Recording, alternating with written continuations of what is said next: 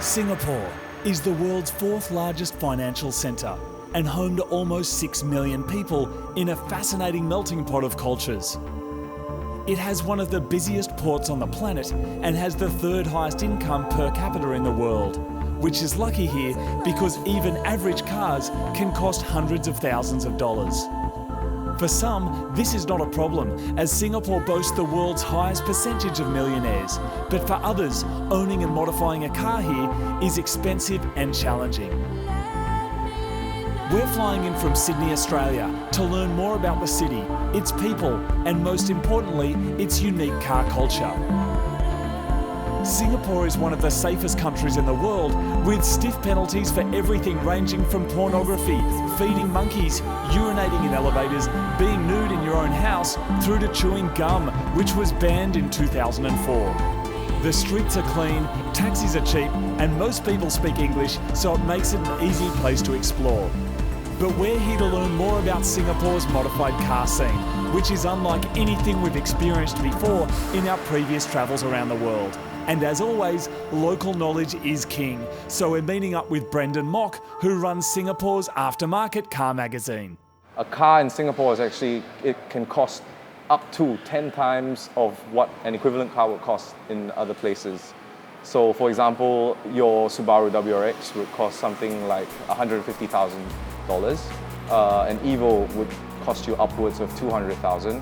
And anything like a GTR or a Porsche would be anything upwards of $500,000. That's how expensive it is to own a car in Singapore. Yeah. The cost of the car actually comes from the normal price of the car that you would pay in other countries, but it would also include a price of a certificate of ownership called the COE, or Certificate of Entitlement. And that certificate actually only allows you to own the car for 10 years, after which the government will scrap the car if you do not choose to renew that certificate. In addition to that, there's also something we call an additional registration fee, which costs 100% of the car price. So even before the certificate of entitlement comes into play, you're already paying 2 times the price of the car. This car in front of us, a Honda Civic. Honda Civic. How much would that cost here in Singapore when it's new? New? Of course, including the COE. Yep. More than less than 200,000, some around 150,000. $150,000. Including the COE.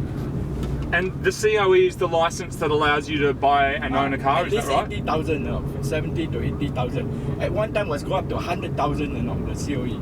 So that's not even the car. You've got to pay the $100,000. Yeah, just for the paper. Just for the piece of paper, the registration. To allow you to buy the car. With fairly standard cars costing hundreds of thousands of dollars, such as this BMW, which was 280 grand, you may be wondering how average people can afford to buy these cars, particularly supercars, which cost over $1 million here in Singapore. Well, there's a few factors, the first being tax. At the highest income bracket, the tax is only 20%. But because Singapore has no minimum wage, people need to take massive loans just so they can own a car, which then must be scrapped in 10 years unless they pay additional massive fees. In addition to this, there are stringent rules as to how you're allowed to modify your car. There is a governing body that specializes in the enforcement of rules for car modifications only. They have their own traffic patrols that will go around the highways in Singapore, and they will be catching cars that they think are illegally modified. They have a set of parts that can be quite easily modified. For example, your strut bars or your intake. Those are a little bit less regulated. But things that concern that directly affect the public, for example, exhaust systems or things that relate to high power, like turbochargers, those are very strictly regulated. So you can't change your turbocharger unless it's approved. You can't change your exhaust system unless it's approved. Because this BMW is over 10 years old, it incurs further astronomical costs to keep it on the road. And because you're not allowed to use any custom modifications, you would not be allowed to replace a section of the exhaust if it needed repairing, because this would be classified as a custom modification, and that's illegal. Even if you're replacing a section of pipe that is the exact same diameter as the stock system, it's still illegal. If repairs were needed on the stock system, a second-hand factory system would need to be purchased and imported from Europe so the car stays within the legal guidelines. The other option is to buy an approved aftermarket exhaust system which doesn't actually exist for this car. Okay, well, despite the difficulties of owning and modifying a car in Singapore, I'm very proud to say that Singapore has a huge and thriving car modification scene. I mean, you got guys that spend hundreds of thousands of dollars on their car, but they still spend time customizing, they still spend time modifying, tuning up their cars. And it's fantastic to see that everyone is still so into cars despite the difficulties, you know. Even though it's hard to modify a car, I'm really proud to say that Singaporeans, we love modifying cars.